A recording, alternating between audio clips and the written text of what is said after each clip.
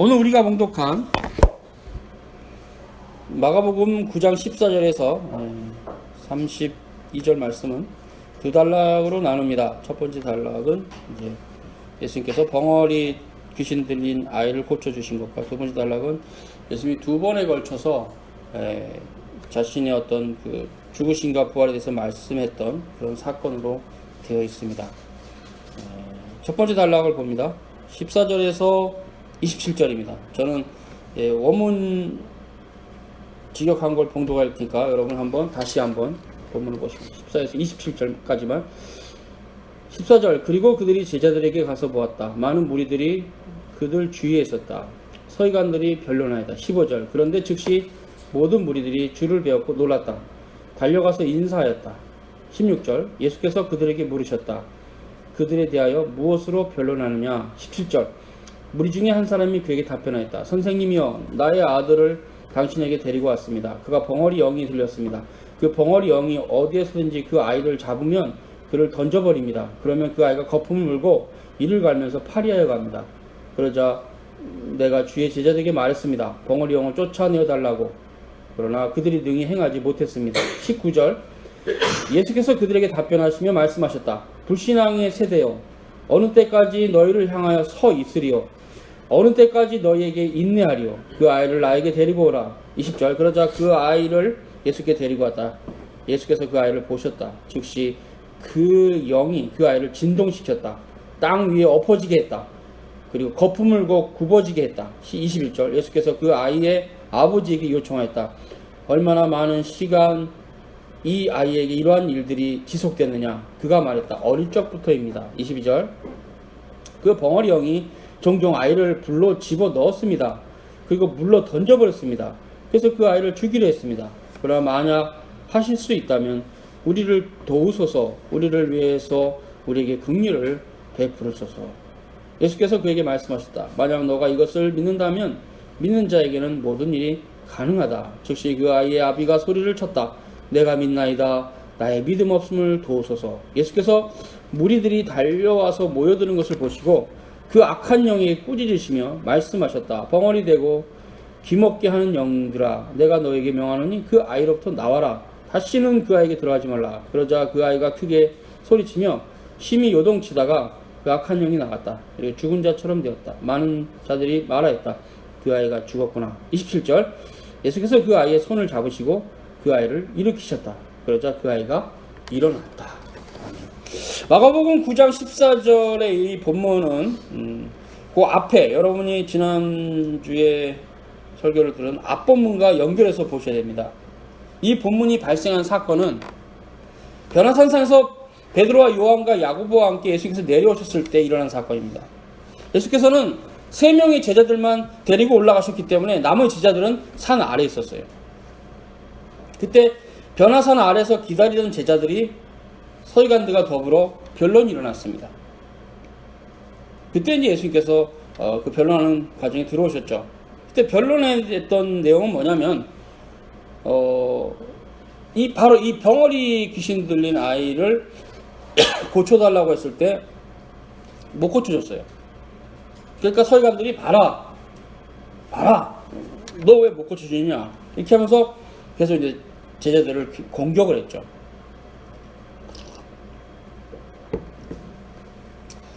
결국 이제 그런 공격을 받고 난감해서 말도 못하고 이렇게 하고 있을 때 예수님 찾아오신 겁니다. 예수님이 나타나시자마자 본문 보세요. 사람들이 달려왔습니다. 예수님인 줄 아시고. 그래서 제자들에게 심상치 않은 상황이 일어난 걸 아시고 너희가 무엇으로 저 서기관들과 변론하느냐 이렇게 물으셨어요. 그러니까 이제 그 벙어리 영에 사로잡힌 아이 아버지가 예수님께 오히려 대신 답변했죠.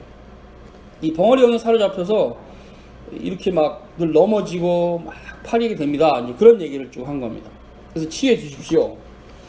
당신의 제자들은 고쳐주지 못했습니다. 그러니까 이제 거기서 19절 보세요. 믿음이 없는 세대요. 내가 얼마나 너희와 함께 있으며 너희를 참겠는가. 기억하면 이렇습니다. 불신앙의 세대요. 내가 어느 때까지 너희를 향해서 서 있으리요. 인내하리요. 그리고 이제 아이를 데리고 오라. 그래서 이제 예수님께서 왜 불신앙의 세대예요, 즉 믿음이 없는 세대라고 하셨냐면 당대에 만연된 불신앙에 대해 책망하신 겁니다. 하나님의 권능을 믿지 않고 항상 의심만 하고 하늘로부터 오는 표적만 구했던 유대인들의 거짓된 신앙을 책망한 겁니다. 그들의 거짓된 신앙은 끝없이 표적을 구하는 신앙입니다. 요번에 기도했는데 응답했어. 표적이 나타난 거야. 신비한 표적이. 그러면 완전히 믿는 게 아니에요. 또 다른 표적을 구합니다. 이게 표적을 구하는 신앙은요, 불신앙입니다. 계속 표적만 구해, 표적만. 뭔가 놀라운 역사가 나타나길 바래요. 놀라운 역사가 나타나도 그냥 그때뿐이에요. 또 그 역사가 지나고 나서는 또다시 놀라운 역사가 없을까. 이런 식의 신앙은 표적적 신앙이라는데, 어떤 형태냐면 애가 병이 걸렸는데 병원에 안 가고 기도해요. 나섰어요. 그럼 또 두 번째 또 다른 병 걸리면 또 기도해요. 사업이 안 돼도 기도해요.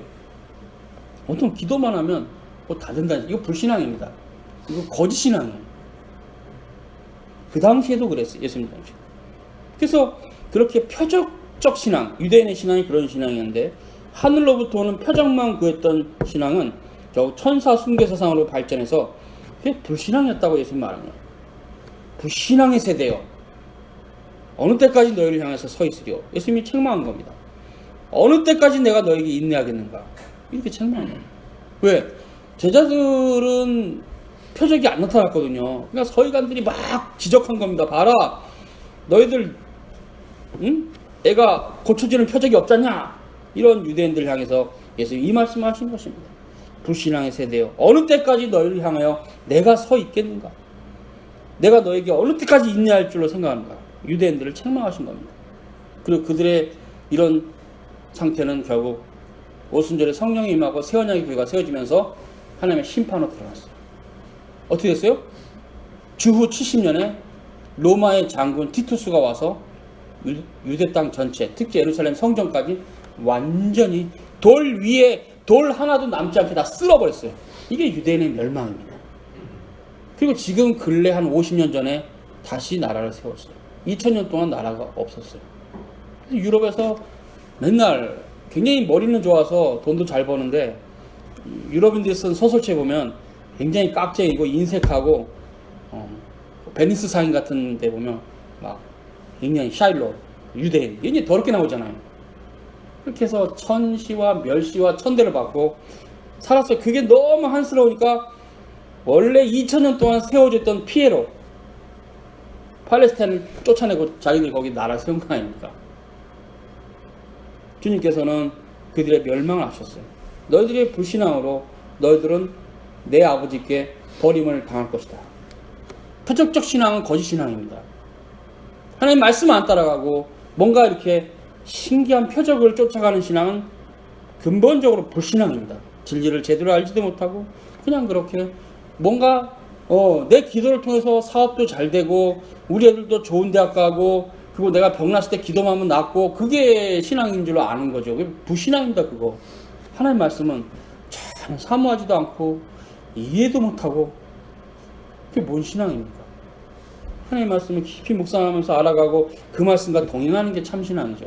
예수님이 지금 그 말씀하는 거, 그 흐름이 그런 흐름으로 여러분 이해하시면 돼요. 진리를 제대로 인식하지 못하는 그들의 불신앙에 대한 예수님의 책망입니다.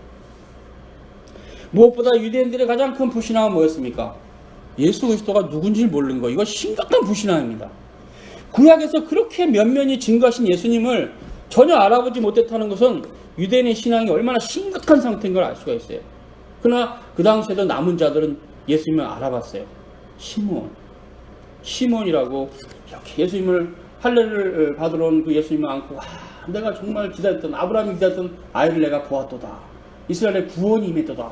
알아보는 사람이 있었어요. 드물게. 그런 자들을 남은 자라고 합니다. 구약시대. 그들은 하나를 간 사람. 시몬, 세례 요한의 어머니 아버지, 뭐 그런 분들 다. 뭐 마리아, 요셉, 마리아의 남편, 이런 모든 분들은 다 구약의 남은 자들이죠. 비록 예수님 이전에 태어나셨으나 다 하늘나라 가시는. 그래서 그 형태가 예수님 당시에 거의 대부분의 유대인들이 멸망으로 갔지만 항상 남은 자는 있었어요. 참된 신앙이 뭔지 그분들은 알고 있었어요. 대체로. 그러니까 그런 형태들이 어떻게 보면 그 남은 자들 중에서 주님 당대에 주님보다 나이가 어리거나 주님과 나이가 비슷한 세대들, 그러니까 거의 주님 또래들 중에 12사도를 세우셔서 주님의 교회를 세우신 거예요. 나다나엘, 참 이스라엘 사람이다. 예수님 평가하셨잖아요. 예수님의 평가는 진리입니다. 예수님이 진리니까. 그러니까 그런 형태로 베드로도 부르시고 택자들이죠. 다 남은 자들입니다. 그분들이 바로 새 언약의 교회를 세워주는 사도들이 된 것이죠. 그래서 결국 그 시대에 그런 분들 빼고는 다 거짓된 신앙이 다 빠져 있었어요. 불신앙은 진리를 인식하지 못합니다. 믿음이 없는 자는 진리를 인식하지 못합니다. 그래서 항상 그 마음이 어둡습니다.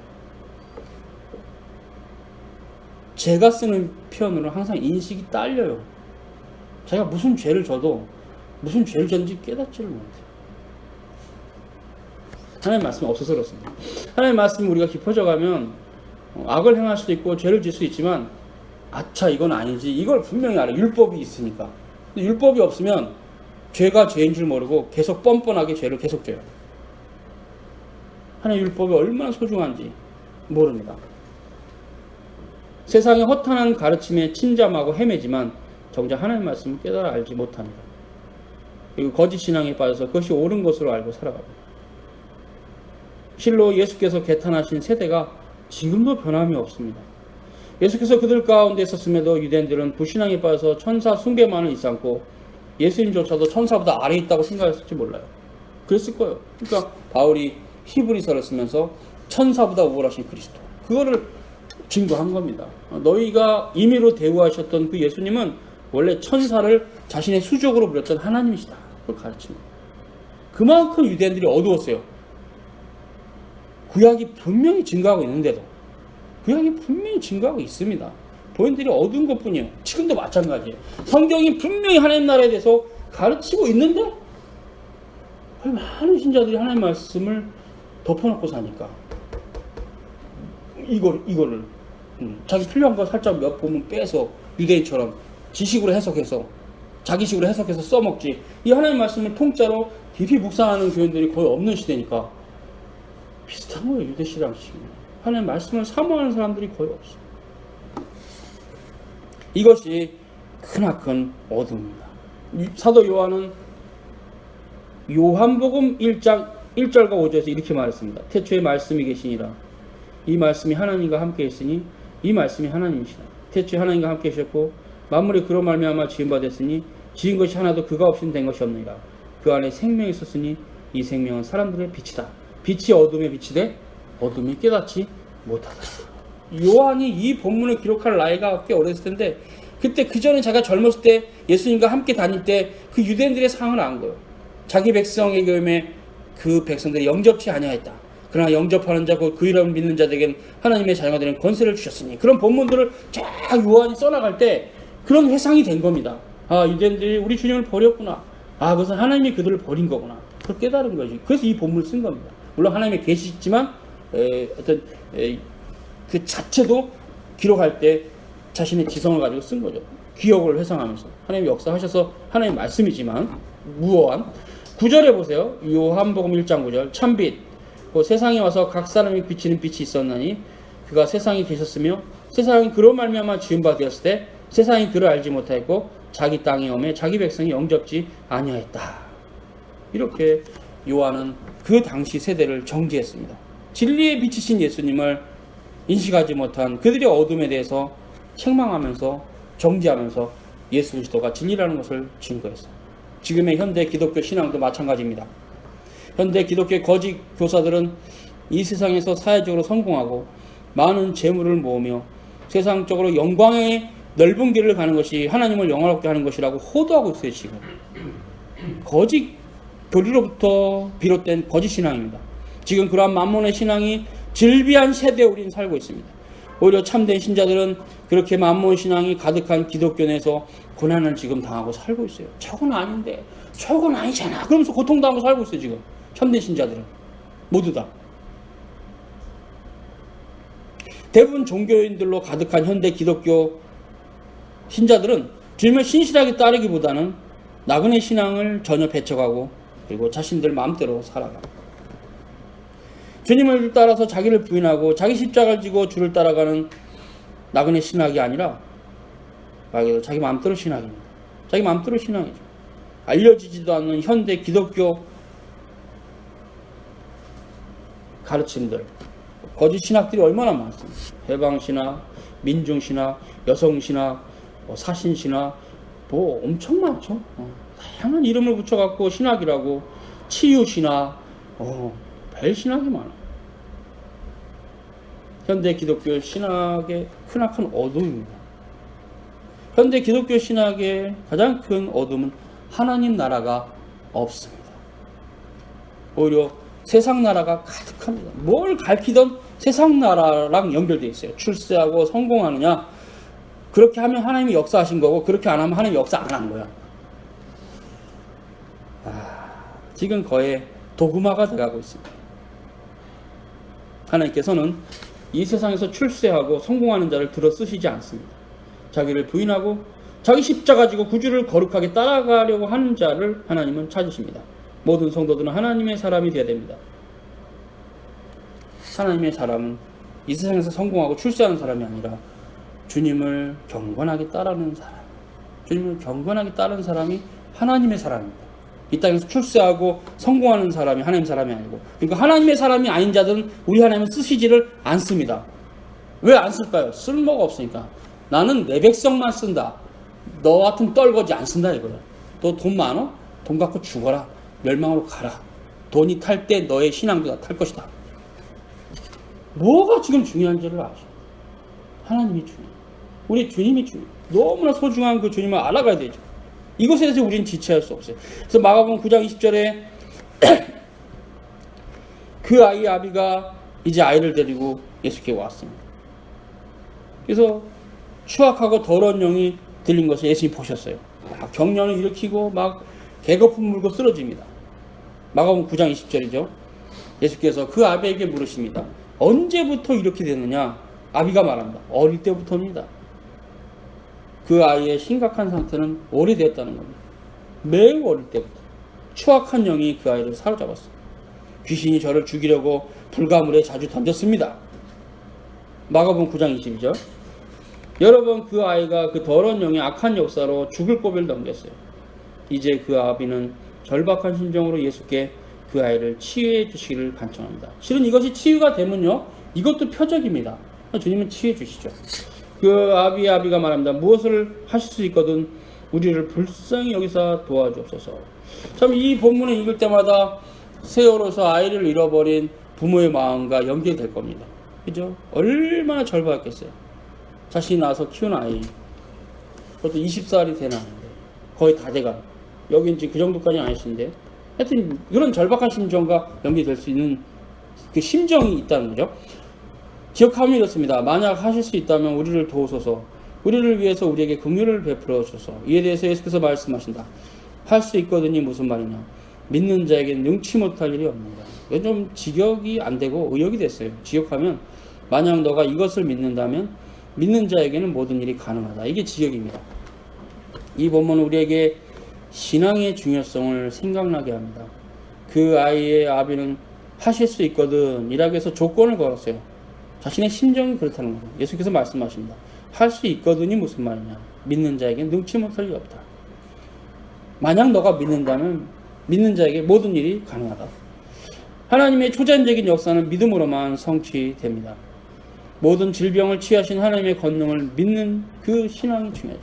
그래서 예수님께서 고치실 수 있는데 그 아이는 지금 귀신 들린 상태니까는 뭐라 할 수 없고 그 아이의 아버지에게 너의 믿음이 중요하다 하신 거예요. 예수께서 그의 연약한 믿음을 이렇게 세워주시고 그러한 믿음을 따라서 나타난 놀라운 치유의 성취를 통해서 하나님 나라의 도래를 분명하게 알리시고자 하신 것입니다. 결국 하나님 나라는 믿음으로만 가는 나라다. 그걸 여기 본문도 흐름적으로 말하는 거죠. 그 아이의 아비는 구주께서 이끌어주신 믿음을 통해서 결국 그 역사를 본 거예요. 내가 믿나이다. 24절을 보세요. 내가 믿나이다. 나의 믿음 없는 것을 도와주소서 하고 절박하게 얘기합니다. 그 아이의 아비의 간절하고 절박한 심정을 아시는 주님께서, 주님은 굉장히 자비로우신 분이시기 때문에 친히 자신이 명령으로 그 아이로부터 귀신을 내어 쫓아버립니다. 이런 권능은 흔히 있는 일이 아니기 때문에 절대 우리 시대는 일반화시켜서는 안 됩니다. 첫째, 어떤 사람이 정신병에 들렸다. 그것이 귀신이 들린 건지 정신병인지 아무도 인식을 못해요, 제대로. 그럼 계시로서만 인식이 되는데 지금 계시가 종결됐기 때문에. 그러니까 정신병에 들렸다. 아, 저 사람 귀신 들렸다. 뭘로 네가 뭐 계시를 받은 사람이냐? 네가 주님과 사도들만이 그걸 볼 수 있는 능력이 있었어요. 그러니까 지금 사람들은 누가 정신병이 들렸다 해도 그것이 귀신 들린 건지 뭐 정신병인지 몰라요. 아무도 몰라. 인식을 못해 제대로.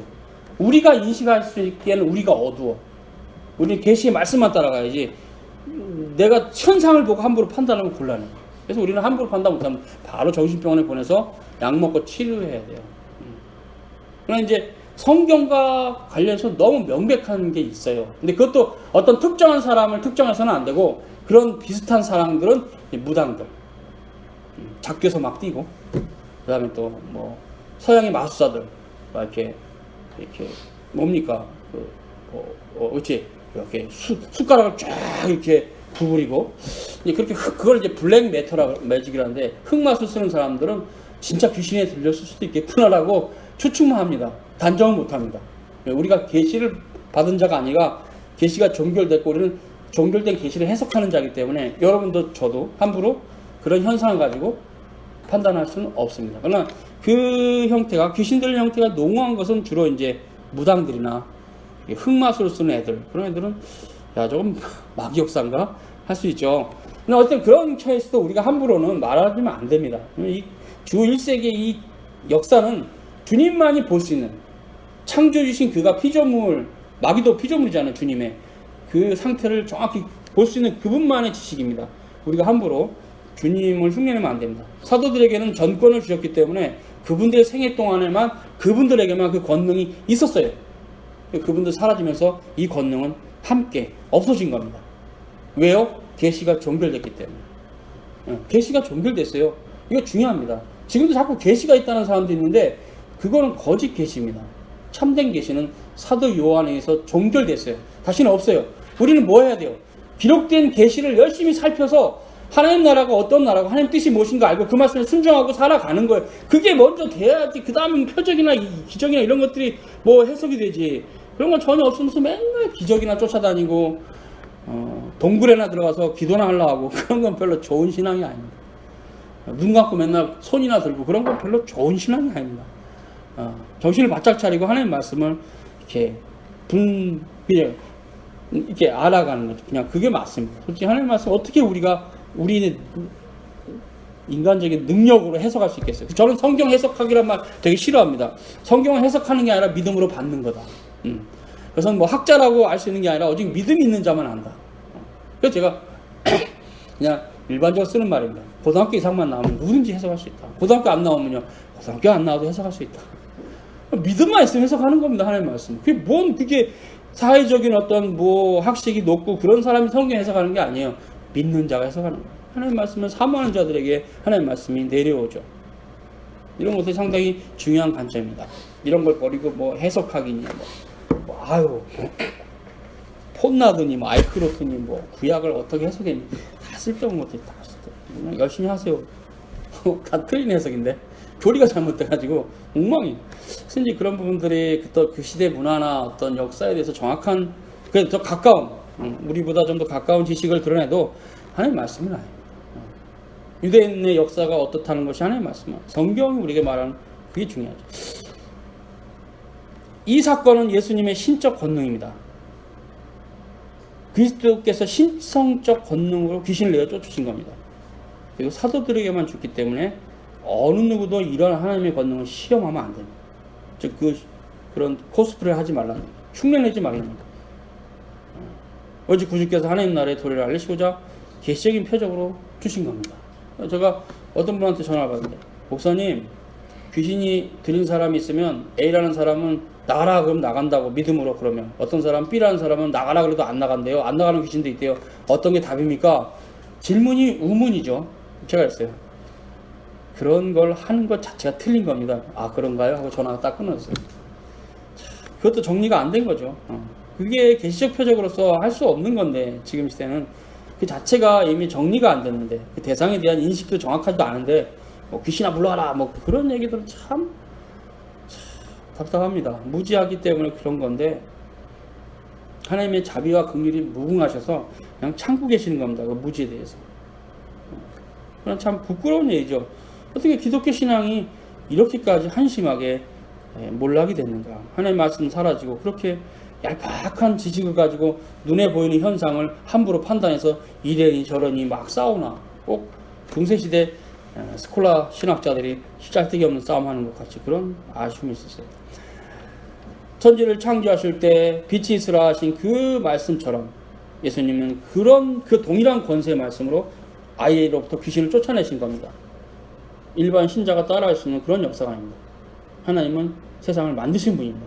그가 지금 그 세상을 만드신 그 말씀으로 지금 귀신아 나가라 하신 거예요. 다시 들어가지 마라 하신 거예요. 그럼 들어갈 수가 없어요. 하나님 명령이니까. 하나님의 명령. 그러므로 우리는 지금 시대에 귀신을 쫓아내는 데는 어떠한 종교적 행위도 신뢰할 수 없습니다. 신뢰하면 안 됩니다. 왜냐하면 어느 누구도 주 1세기 예수께서 행하신 신성적 권능을 부여받았다 할 수 있는 자가 없기 때문에 오직 구주 예수 그리스도께서 사도들에게만 한시적으로 맡기신 권세입니다. 그리스도의 전권 대사죠. 그분들에게 족해. 지금 시대 신자들은 결국 이 기록된 말씀이 무엇을 말하는가 그것을 알아가야 되죠. 이 말씀은 구주 예수 그리스도께서 하나님 나라의 도리와 관련해서 드러내신 권능을 말하는 거죠.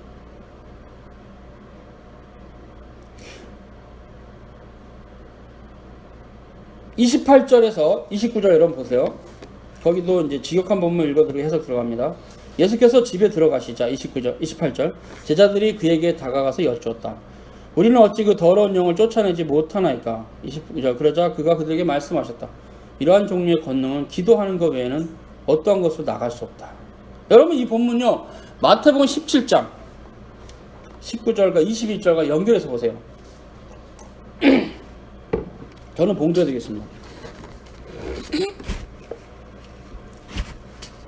그때 제자들이 종용이 예수께 나아 가로되 우리는 어찌하여 쫓아내지 못했나이까. 가로되 너희 믿음이 적은 영혼이라.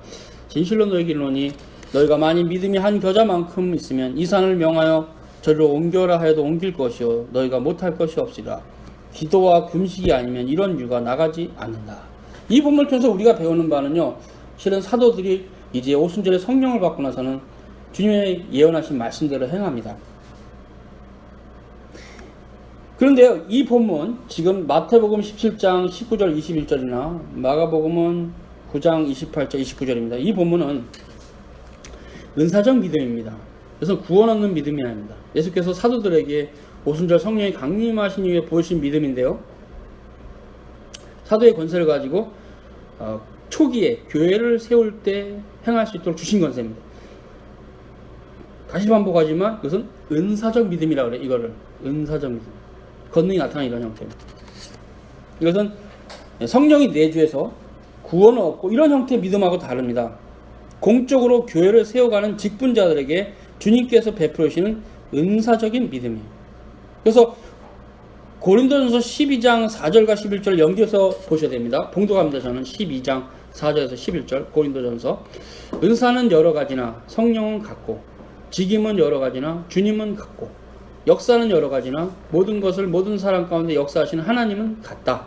7절 각 사람에게 성령의 나타나심을 주심은 유익하게 하려 하십니다. 어떤 이에게는 성령으로 지혜의 말씀을, 어떤 이에게는 성령을 따라 같은 성령을 따라 지식의 말씀을, 다른 이에게는 같은 성령으로 믿음을, 어떤 이에게는 한 성령으로 병 고치는 은사를, 어떤 이에게는 능력 행함을, 어떤 이에게는 예언함을, 어떤 이에게는 영들 분별함을, 다른 이에게는 각종 방언 말함을, 어떤 이에게는 방언을 통역함을 주시나니 이 모든 일은 같은 성령이 행하사 그 뜻대로 각 사람에게 나눠주시는 것이다. 이렇게 사도 바울이 얘기했습니다.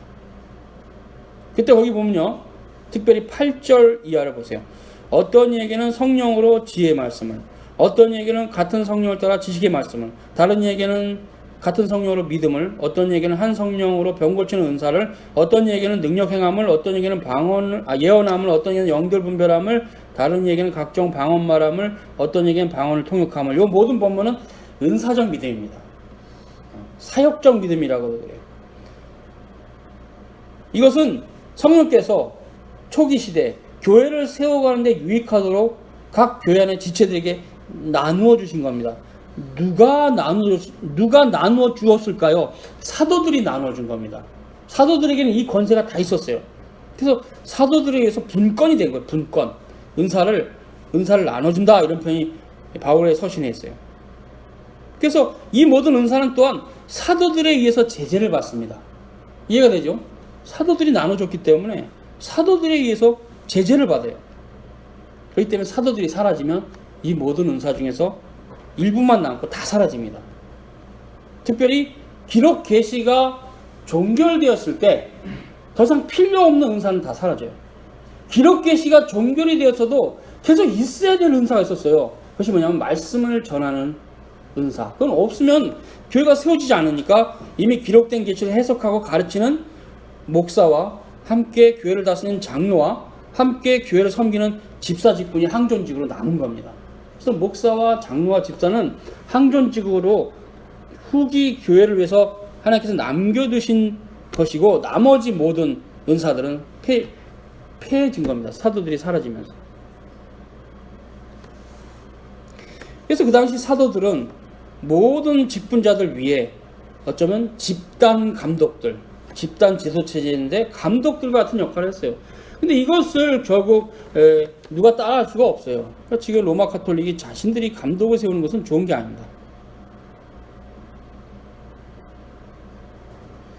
결국 요한계시록이 종결되면서 마지막 사도 요한의 죽음과 함께 거룩한 보편교환의 사도적 표적도 사라지기 시작했습니다. 그래서 주후 150년도 되지 않아서 사도적인 표적은 다 사라졌어요. 교회사의 증거를 보면 확실합니다. 주 2세기에 사도적인 표적이 계승되었다고 볼 수 있는 증거들이 문헌에 하나도 없어요. 이레네우스 글을 읽어봐도 뭐 사도적 표적이 나타났다는 증거 없어요. 그래서 사도들의 디다케인 성경을 읽어라, 또 거기에 말씀이 이런 뜻이다, 해설서가 출간됩니다. 폴리갑도 그렇고 이레네우스도 그렇고 후기 교부들은 사도들의 가르침을 해설하는 해설서를 냅니다. 책을. 우리는 사도들의 가르침이 이러한 것이다, 이렇게 책을. 그래서 폴리카, 로마의 클레멘스, 이레네우스 여러 교부들이 2세기부터는 이제 성경을 가지고 해설서를 내죠. 사도적인 표적은 사라집니다. 2세기 때 확 사라져요. 거의 한 50년도 안 돼서, 2세기 초에 100년도 안 돼서. 그런데 그런 형태의 불만을 가지고 일어난 이단들이 있었어요. 그들이 바로 몬타누스주의자들과 노스틱주의자들. 그들은 형편없는 교리를 가지고 신비주의적 종교 행위를 통해서 이렇게 종교를 만들었어요. 그들이 극단적인 것은 우리가 잘 알죠. 왜? 몬타누스 자신이 성령이다 이렇게 했으니까 이제 이단이죠. 그래서 거룩한 보편교회로부터 배척을 받았습니다. 정죄를 당했죠. 당연한 겁니다. 사실관계를 분명히 이해해야 됩니다. 왜 그들을 정죄했지? 그러면 안 됩니다. 사실관계를 따져봤을 때 성경으로부터 너무 벗어났어요. 몬타누스와 노스틱주의는. 주 2세기에 이런 분파주의자들은 사도들의 디다케를 살피지 않고 사도들의 표적을 추구하며 더욱 새로운 종교적 신비체험을 추구했어요. 거짓신앙입니다. 그래서 그들은 사도의 디다케는 살피지 않고 사도들의 그 계시적 표적을 억지로 자기들이 계승한다고 하면서 뉴 러닝, 새로운 배움을 추구했어요. 지금도 직통 계시가 있다, 이런 식이죠. 위험합니다. 그들은 정통 교회를 더 곤란하게 하며 거짓된 종교적 외형주의를 추구하고 결국 교회를 부분적으로 잘라간 굉장히 거짓된 교회입니다. 30절에서 32절 마지막 단락입니다. 그가 거리로부터 떠나서 갈릴리를 통과하여서 지나가시고 계셨다. 어느 누구에게도 알게 하려고 하기를 원치 않으셨다. 31절 그가 그의 제자들을 가르치셨다. 말씀하셨다. 인자가 사람들의 손에 넘겨지고 그들이 인자를 죽일 것이다. 그러나 죽은 지 사흘 후에 살아나리라. 제자들이 그 말을 깨닫지 못하고 그들이 그것을 묻는 것조차 두려워했다. 예수께서 갈릴리 가운데 지나가실 때 두 번째 그의 죽으심과 부활을 제자들에게 가르치셨습니다. 제자들은 그 말을 깨닫지도 못했고 그럼 깨닫지 못했으면 좀 물어볼 수 있잖아요. 이게 무슨 뜻입니까? 묻기도 두려워했어요. 주님이 돌아가신다고? 그러면 안 되지. 이게 그 당시 제자들의 연약한 지식으로 나온 잘못된 신앙이죠. 그들은 주님의 죽으심과 부활을 받아들일 수 없었습니다. 받아들일 준비가 되어 있지 않았어요. 사도들은 그리스도의 나라가 기쁨과 즐겁게 임하는 것을 알고 있었어요. 예수님이 유대 땅의 왕이 되시고 우리가 자의정이 되고 우의정이 되는 거 아닌가? 주님이 죽으시는 최후의 만찬상에서 그 말이 돌았어요. 제자들 사이에. 그 정도로 주님과는 굉장히 교리적인 차이가 컸죠. 그래서 예수님께서 사람의 손에 잡혀 십자가에 달려 돌아가신다는 것을 깨닫지도 못했고 두려워했어요. 그래서 묻지도 않았어요. 주님 그런 말씀 좀 하지 마세요. 이런 식으로. 그 당시 주의 제자들은 예수님께서 유대인의 왕으로 하늘의 권세로 유대를 통치할 것으로 착각했던 겁니다. 대제사장에 체포되어 곤욕을 겪고 십자가에 달려 돌아가실 것을 상상도 못했어요. 알지도 못했어요. 무슨 말인지. 그 자체를 받아들이는 게 어려운 고통이었어요. 그분들은. 사랑하는 주님이 우리를 떠나 죽으신다고? 그 자체 싫은 거예요. 그 다음에 부활의 의미도 몰랐기 때문에 나중에 부활하신 주님을 배웠고 다 알았죠. 3년간 자신들에게 하신 말씀이 뭔지 알았고 하나님 나라가 무엇인지 알았고 오순절에 성령을 받고 교회를 세워가면서 그 가르침이 지금의 신약 성경입니다. 교리 강론 첫째, 예수 그리스도께서 귀신을 쫓아낸 사역과 하나님 나라의 도래에 대한 교리. 예수 그리스도께서 이 세상에 오신 것은 아버지 하나님 뜻을 성취하시고 구원을 완성하시고자 오신 겁니다. 그 백성의 죄를 없이 하시고자 오신 겁니다. 그러나 하나님 나라의 도래와 관련해서 예수 그리스도께서 귀신을 내어 쫓으신 것은 마귀의 일을 멸하려 하십니다. 계시적인 표적으로서 이러한 표적은 하나님 나라의 도래를 알린 겁니다. 무엇보다 그리스도인들은 하나님의 나라 백성들은 왕같은 제사장입니다. 예수 그리스도께서 성취하신 구속사역을 따라서 신자들은 그리스도의 남은 고난을 몸에 짊어지고 살아가야 할 사람들입니다. 예수 그리스도께서 새 언약의 대제사장으로서 자신의 몸을 그 백성의 죄를 속죄하게 하시는 제물로 드리셨습니다. 그와 같이 성도들은 이 세상에서 왕같은 제사장으로서 자신을 하나님께 거룩하게 드림으로써 하나님 나라의 통치를 구현해야 될 것입니다. 사도 요한은 예수 그리스도의 중보 사역에 대해서 그러한 부분이 있다는 것을 이렇게 증거했습니다. 요한일서 3장 8절. 하나님의 아들이 나타나신 것은 마귀의 일을 멸하려 하심이라. 그래서 지금 오늘 본문에 이런 축사, 즉 귀신을 내어쫓는 표적을 행하신 것은 요한일서 3장 8절에 이런 의미를 드러내고자 합니다. 주님께서 이 땅에 오신 목적이 뭐냐? 마귀의 일을 멸하는 거다. 두 번째 교리적인 부분입니다. 구약이 계시하는 예수 그리스도의 십자가의 고난과 부활의 신앙. 예수께서는 구약 성경을 성취하시고자 오셨습니다. 예수께서는 제자들에게 그것을 증거했어요. 예수께서 성취하신 하나님 나라는 십자가 지고 죽으셨다가 3일 만에 부활하는 겁니다. 그것이 주님께서 이 땅에 오신 목적이에요. 우리 죄를 위해서 죽으셔야 되고 우리 죄를 극복하시고 우리 죄를 다 없이 하시기 위해서 부활하셔야만 했어요. 제자들이 깨닫지 못했죠. 여러분은 이사야 53장을 펴보시기 바랍니다. 이 본문을 짚고 넘어갑니다. 읽습니다. 53장 1절. 우리의 전한 것을 누가 믿었느냐? 여호와의 팔이 네게 나타났느냐? 그는 주 앞에 자라기를 연한 순 같고 마른 땅에서 나온 줄기 같아서 고운 모양도 없고 풍채도 없은즉 우리의 보기에 흠모할 만한 아름다운 것이 없도다. 그는 멸시를 받아서 사람에게 실어버린 바 되었으며 강고를 많이 겪었으며 질고를 아는 자라. 마치 사람들에게 얼굴을 가리고 보지 않음을 받는 자 같아서 멸시를 당하였고 우리도 그를 귀히 여기지 아니하였다. 4절. 그는 실로 우리의 질고를 지고 우리의 슬픔을 당할거늘 우리는 생각하기를 그는 징벌을 받아서 하나님에게 맞으며 고난을 당한다 하였노라. 그가 찔림은 우리의 허물을 인하며 그가 상함은 우리의 죄악을 인함이라. 그가 징계를 받음으로 우리가 평화를 누리고 그가 채찍에 맞음으로 우리가 나음을 입었도다. 우리는 다 양 같아서 그릇 행하여 각기 제 길로 갔거늘 여호와께서는 우리 무리의 죄악을 그에게 담당시키셨도다. 그가 곤욕을 당하여 괴로울 때에도 그 입을 열지 아니하였으며 마치 도수장으로 끌려가는 어린 양과 털 깎는 자 앞에 잠잠한 양같이 그 입을 열지 아니하였도다. 그가 곤욕과 신문을 당하고 끌려갔으니 그 세대 중에 누가 생각하기를 그가 산자의 땅에서 끊어지면 마땅히 형벌받을 내 백성의 허물을 인함이라 하였으리요. 그는 강포를 행치 아니하였고 그 그 입에 괴사가 없었으나 그 무덤이 악인과 함께 되었으며 그 묘실이 부자와 함께 되었도다. 여호와께서 그로 상함을 받게 하시기를 원하사 질고를 당케 하였은즉 그 영혼을 속건 제물로 드리기에 이르면 그가 그 씨를 보게 되며 그 날은 길 것이요 그의 손으로 여호와의 뜻을 성취하려다. 가라사대 그가 자기 영혼에 수고한 것을 보고 만족히 여길 것이라. 나의 의로운 종이 자기 지식으로 많은 사람을 의롭게 하며 또 그들의 죄악을 친히 담당하리라.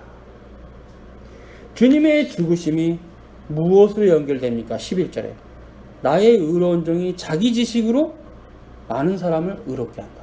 자기 지식으로. 주님의 죽으심은 무엇과 연결되냐면 노티티아 데이, 하나님을 아는 지식과 연결이 됩니다. 그리고 그 노티티아 데이로 의롭게 돼요. 사람이 의롭게 되는 것은 하나님의 말씀으로밖에 안 됩니다. 하나님의 말씀으로 의롭게 되는 거지 종교적인 열광적인 행위로 의롭게 되는 거 아니에요.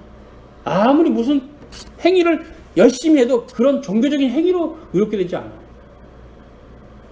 나의 의로운 종이 자기 지식으로 많은 사람을 의롭게 하며 그들의 죄악을 친히 담당한다. 그러니까 우리의 죄악은 주님이 담당하시는데 그럼 우리가 그 죄악이 벗겨져서 주님의 계시를 알게 되는 건 어떻게 되는가? 주님을 아는 지식으로 오게 된 노티티아 데이로. 유대인들이 그렇게 인정하고 싶지 않은 구약의 본문이 이사야 53장입니다. 그들이 매우 존경하는 선지자 이사야의 문헌에 이 본문은 되게 곤욕스러워했어요. 예수 그리스도를 십자가에 못 박았던 유대인들의 가책은 이사야 53장에 드러나 있습니다. 4절서부터 여러분은 5절을 보시고요. 특히 그는 실로 우리의 질고를 지고 우리의 슬픔을 당할거늘 우리는 생각하기를 그는 징벌을 받아서 하나님에게 맞으며 고난을 당한다 하였노라. 그가 찔림은 우리의 허물을 인하며 그가 상함은 우리의 죄악을 인함이라. 그가 징계를 받음으로 우리가 평안을 누리고 그가 채찍에 맞음으로 우리가 나음을 입었다. 구주 예수 그리스도의 죽으심과 부활은 그의 백성들을 의롭게 하는 공로적 근거가 됩니다. 메리트죠, 영어로. 예수님의 공로로 우린 구원받습니다. 물론 우리에게 믿음으로 구원받지만, 믿음이 없으면 구원 못 받지만, 이사야는 그리스도의 죽으심이 그의 백성들에게 어떠한 효력이 있는 것을 증거합니다. 11절 그의 영혼의 노고로부터 그가 볼 것이다. 그리고 그가 만족할 것이다. 나의 의로운 종이 많은 사람들을 의롭게 할 것이다. 그가 그들의 죄악을 담당하셨다. 영혼의 노고는 달리 해석하면 목숨의 고난입니다. 예수님의 죽으심은 하나님 앞에 만족이 되었고 그리고 결국 그것은 그분의 지식으로 많은 사람이 의롭게 되는 것을 그리스도로 아는 지식, 노티티아 되는 게 중요한 겁니다. 이것은 죽으심에 대한 거예요. 그리고 부활이 있습니다. 시편 16편 8절에서 11절 봉독합니다. 내가 여호와를 항상 내 앞에 모시며 그가 내 우편에 계심으로 내가 요동치 아니하리로다. 이러므로 내 마음이 기쁘고 내 영광도 즐거워하며 내 육체도 안전히 거하리니 이는 내 영혼을 음부에 버리지 아니하시며 주의 거룩한 자로 썩지 않게 하실 것입니다. 주께서 생명의 길로 내게 보이시리니 주의 앞에는 기쁨이 충만하고 주의 우편에는 영원한 즐거움이 있나이다. 이 본문이 성취된 것이 사도행전 13장입니다. 여러분 한번 펴보세요. 사도행전 13장. 저는 26절 41절을 봉독하고 이제 설교를 마칩니다. 형제들, 아브라함의 후예와 너희 중 하나님을 경외하는 사람들아, 이 구원의 말씀을 우리에게 보내셨거늘 예루살렘에 사는 자들과 저희 관원들이 예수와 및 안식일마다 외우는 바 선지자들의 말을 알지 못하므로 예수를 정죄하여 선지자의 말을 응하게 하였도다. 역설이죠. 예수를 알지 못해서 선지자의 말을 알지 못해서 오히려 선지자의 말이 성취가 된 그들의 멸망에 대한 말이죠. 죽일 죄를 하나도 찾지 못했으나 빌라도에게 죽여달라 하였으니 성경에 저를 가리켜 기록한 말씀을 다 응하게 한 것이라. 후에 나무에 내려다가 무덤에 두었으나 하나님이 죽은 자 가운데서 저를 살리시니라. 갈릴리로부터 예루살렘에 함께 올라간 사람들에게 여러 날 보이셨으니 저희가 이제 백성 앞에 그의 증인이라. 우리도 조상들에게 주신 약속을 너에게 전파하노니 곧 하나님이 예수를 일으키사 우리 자녀들에게 이 약속을 이루게 하셨다 함이라.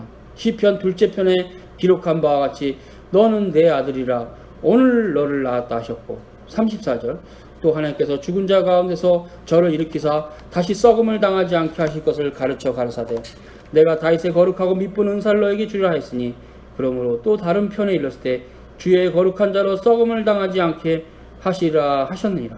다윗은 당시에 하나님의 뜻을 쫓아 섬기다가 잠들어 그 조상들과 함께 묻혀 썩음을 당하시되 하나님의 살리신 이는 썩음을 당치 아니하셨나니 그러므로 형제들아 너희가 알 것은 이 사람을 힘입어 죄 사함을 너에게 전하는 이것이며 또 모세 율법으로 너희가 의롭다 하심을 얻지 못하던 모든 일에도 이 사람을 힘입어 믿는 자마다 의롭다 하심을 얻는 이것이라.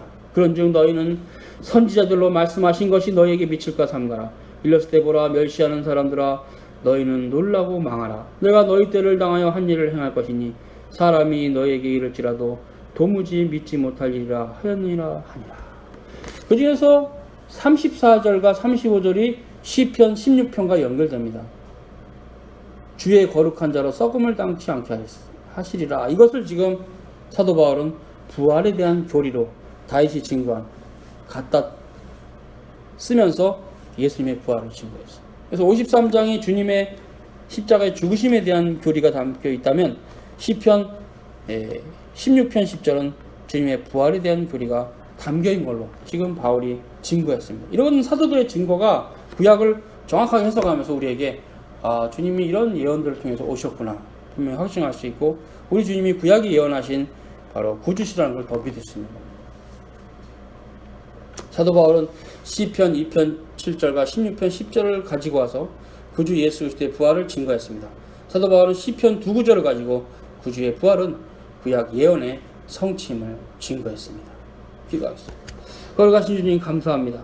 주님께서 행하신 놀라운 표적이 계시적 표적이라는 그 의미를 우리가 알게 해주시고 또 그럴 뿐만 아니라 그런 사도적 권세의 의미가 무엇인가. 이제 계시가 종결되고 이제는 주님께서 우리에게 남기신 이 신구약 성경 66권을 부지런히 살펴서 하나님께서 우리에게 말씀하신 것이 무엇인가 그 말씀 알아가는 신자가 되될 줄 믿습니다. 더더욱 그런 신앙에 열심히 허락하여 주시옵소서.